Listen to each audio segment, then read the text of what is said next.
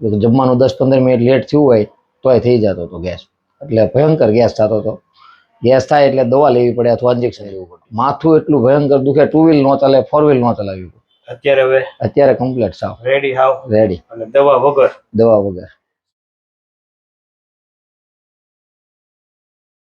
તો નમસ્તે મિત્રો, હું ડોક્ટર દર્શન કામોટી. મિત્રો આજે આપણી સાથે છે મુકુંદ મહારાજ, જેમને પણ ખૂબ તકલીફ હતી. તો આપણે તેને પૂછીએ, પ્રભુ આપ ક્યાંથી આવો છો ને શું તકલીફ હતી તમને?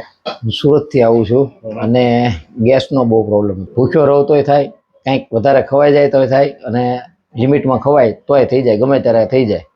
જમવાનું 10-15 મિનિટ લેટ થયું હોય તોય થઈ જતો હતો ગેસ, એટલે ભયંકર ગેસ થતો હતો.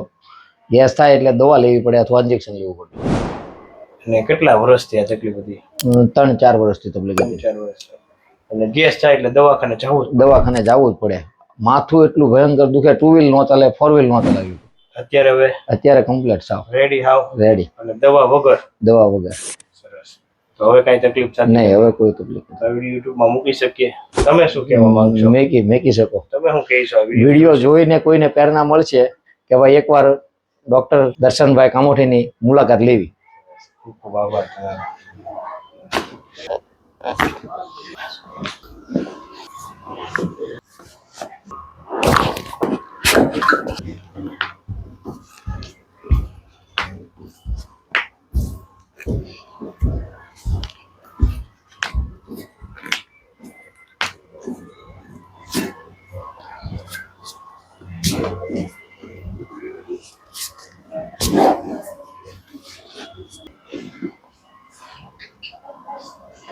Hello sir.